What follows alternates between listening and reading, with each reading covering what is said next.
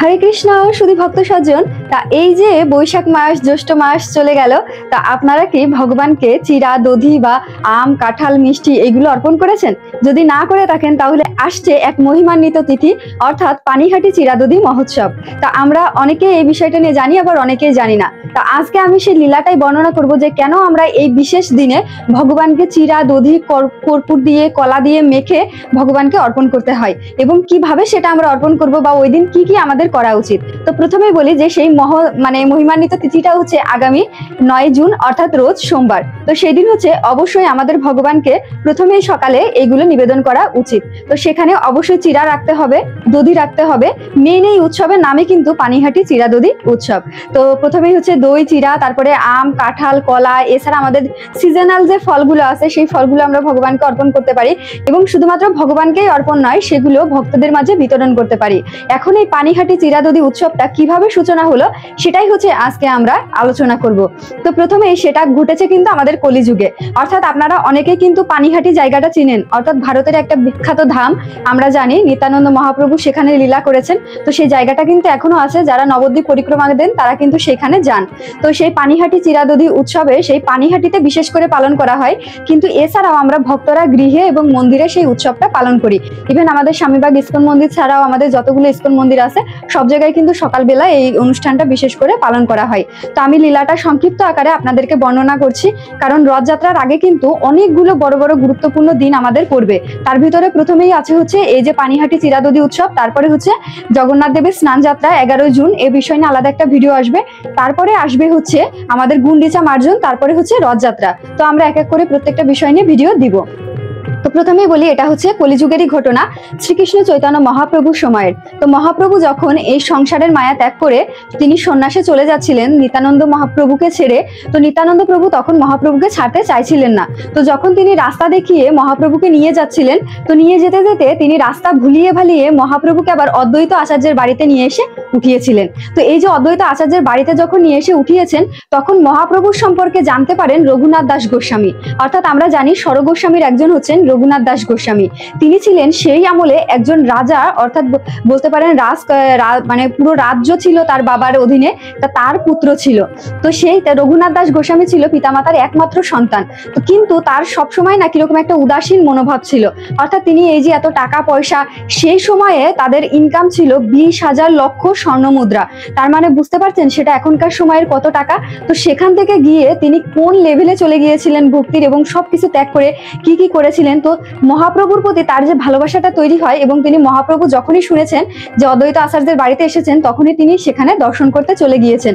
এবং যখন থেকে তিনি মহাপ্রভুকে দর্শন করেছেন, তখন থেকে সংসারের প্রতি তার সমস্ত মায়া একদম পুরোপুরি রূপে চলে গিয়েছে। তো তখন তার পিতামাতা আরো বেশি চিন্তিত হয়ে পড়ে, এবং যে এত বেশি তার উদাসীনতা দেখে একজন সুন্দরী কন্যা দেখে তার সাথে রঘুনাথ দাস গোস্বামীর বিবাহ দিয়ে দেয়। তো এই যে বিবাহ দেওয়ার পরে রঘুনাথ দাস গোস্বামী আরো বেশি উদাসীন হয়ে যায়, এবং তিনি পুরোপুরি প্রায় গৃহত্যাগী হয়ে যায়। অর্থাৎ তিনি কি করতেন, রাত হলে আর গৃহে ফিরতেন না, কারণ ওই যে গৃহে ফিরলে যদি তার স্ত্রীর কাছে যাওয়া লাগবে, তার স্ত্রীর সাথে থাকা লাগবে, স্ত্রীর সাথে কথা বলা লাগবে, সম্মুখীন হওয়া লাগবে, কারণ তিনি এই সংসার জীবনে আর আসতেই চান না। অর্থাৎ তিনি সবসময় চাইতেন যে তিনি মহাপ্রভুর সঙ্গ পেতে চান, এবং মহাপ্রভুর মতোই তিনি ভগবানকে লাভ করতে চান, কিন্তু তিনি কখনোই এই সংসারের মায়ে আবদ্ধ হতে চান না। এদিকে তার পিতামাতাও কিন্তু মানে ভক্ত ছিলেন, অর্থাৎ তারা যে অভক্ত ছিল তা না, কিন্তু কিছুতেই তার পিতামাতা এটা মেনে নিতে পারছিল না যে তার সন্তান সন্ন্যাস হয়ে যাক বা গৃহত্যাগ করে চলে যাক, বা এই যে রাজ্য শাসন, এত টাকা পয়সা, এই সবকিছু ফেলে চলে যাক। ঠিক যেরকম ভাবে আমাদের কলিযুগের পিতামাতারাও কিন্তু খুব কম পিতামাতা আছে যারা তার সন্তান ভক্তি জীবনে আসতে গেলে এক কথায় রাজি হয়। ইভেন আমার বাবা মাও এক কথায় রাজি হয়নি। অর্থাৎ আমাদের এই সমাজে খুব কম পিতামাতা আছে যাদের বাবা মা এক কথায় রাজি হয়। তাই যারা আপনারা এই যে বলেন যে পিতামাতা রাজি হচ্ছে না, মাতাজি কি করব, কিভাবে ভক্তি জীবনে আসবো, তাদের বলবো রাজি কখনোই হবে না, কিন্তু আপনাকেই শুরু করতে হবে। যখন আপনি শুরু করবেন তখন পিতামাতা আপনাকে সাপোর্ট দিবে, ঠিক আছে? দেখবেন এক পর্যায়ে গিয়ে তারা মেনে নিয়েছে। তো সেম অ্যাজ ভাবে রঘুনাথ দাস গোস্বামী একদিন গৃহ ত্যাগ করে চলে গিয়েছেন। তো স্বপ্নে মহাপ্রভু তখন এসে তখন তাকে বলছে কি যে ভণ্ড সাধু হয়ে থাকার চেয়ে গৃহে গিয়ে গৃহস্থ জীবন পালন করো, সেটা আরো অনেক ভালো। অর্থাৎ এখানে মহাপ্রভু অনেক বড় একটা শিক্ষা দিয়েছে। আমাদের সমাজে এরকম কিছু ব্যক্তিরা আছে যারা হচ্ছে সাধু সেজে ঘুরে বেড়ায়। অর্থাৎ দেখবেন যে তারা এমন একটা ভাব দেখায় তাদের সংসারের প্রতি মায়া নেই, নারীর প্রতি তাদের কোনো ইচ্ছা নেই, তারপরে বিবাহ করবে না, তারপরে টাকা পয়সার প্রতি লোভ নেই, কিন্তু বাস্তবে তাদের প্রত্যেকটা জিনিসের প্রতি লোভ আছে। অথচ তারা সমাজের চোখে এমন ভাবে ভেগ ধরে ঘুরে বেড়ায় যে তাদের এই কোনো কিছুর প্রতি লোভ নেই। যদিও রঘুনাথ দাস গোস্বামীর ভিতরে এগুলো ছিল না, তারপরেও মহাপ্রভু তাকে তিরস্কার করে বলেছে যে এরকম ভেগ ধরে এইভাবে ঘুরে না বেরিয়ে বাড়িতে গিয়ে গৃহস্থ জীবন পালন করো। তখন রঘুনাথ দাস গোস্বামী মনে অনেক কষ্ট পায়, পেয়ে তিনি গৃহে ফিরে আসেন। গৃহে ফিরে আসার পরেও তিনি তার স্ত্রীকে না সময় দিতে পারতেন, না ভালোবাসতে পারতেন, মানে কোনোভাবেই তিনি মনে কোনো প্রকার মানে শান্তি পাচ্ছেন না। এদিকে মহাপ্রভুও সন্ন্যাসে চলে গিয়েছেন, এখন শুধুমাত্র ওই পানিহাটিতে অবস্থান করছেন নিত্যানন্দ প্রভু। তো হঠাৎ করে তখন এই খবরটা পেয়েছে রঘুনাথ দাস গোস্বামী যে পানিহাটির ওইখানে নিত্যানন্দ প্রভু রয়েছেন। তখন তার মনের ভিতরে একটা কথা জেগেছে যে যার সবসময় সঙ্গে থাকতো মহাপ্রভু, সে যখন আসে আমি যদি তার কাছে যাই তাহলে আমার এই অশান্তি জীবন থেকে আমি হয়তোবা মুক্তি পেতে পারবো। তো তখন রঘুনাথ দাস গোস্বামীর পিতা তাকে একটা নৌকা ভাড়া করে সৈন্য টৈন্য দিয়ে, মানে প্রহরী দিয়ে, আরো অনেক ধন সম্পদ টাকা পয়সা দিয়ে নিত্যানন্দ প্রভুর কাছে পানিহাটিতে নৌকা যোগে পাঠিয়েছে। তো যখন পানিহাটিতে গিয়েছে, যাওয়ার পরে দেখে নিত্যানন্দ প্রভু হচ্ছে অনেক ভক্ত নিয়ে তারা নদীর পাড়ে ওই পানিহাটির ওইখানে বসে তারা মানে ভগবত কথা এবং আলোচনা এগুলো করছে।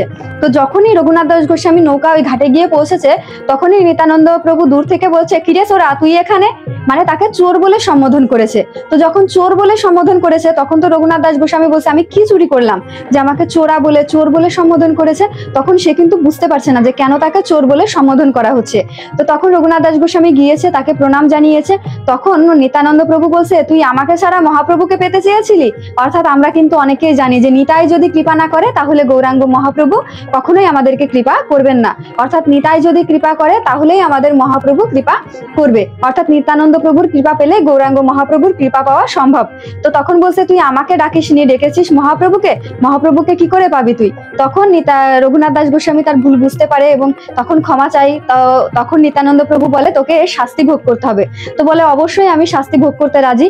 তখন নিত্যানন্দ প্রভু রঘুনাথ দাস গোস্বামীর মস্তকে পদ রেখে বলে, তোকে শাস্তি ভোগ করতে হবে, এখানে যত ভক্ত আসবে সবাইকে চিরা দধি খাওয়াতে হবে, যত ভক্ত আসুক। তখন তো রঘুনাথ দাস গোস্বামী অনেক খুশি হয়ে গেছে, কারণ সে অলরেডি বাড়ি থেকে স্বর্ণ মুদ্রা অনেক টাকা পয়সা নিয়ে গেছে। তো সেইগুলো দিয়ে সে তখন ওইখানে বিশাল এক আয়োজন করেছে। এবার ওই আয়োজন ধীরে ধীরে সমস্ত এলাকায়, সমস্ত গ্রামের সমস্ত জায়গায় ছড়িয়ে গেছে যে পানিহাটিতে চিরা দধি উৎসব হচ্ছে। সেখানে যারা ব্যবসায়ী ছিল, অর্থাৎ যারা দই চিরা বিক্রি করে, কর্পূর কলা ফল বিক্রি করে, তারা পর্যন্ত সেখানে আসতে শুরু করে এবং বিশাল বড় এক আয়োজন বসে।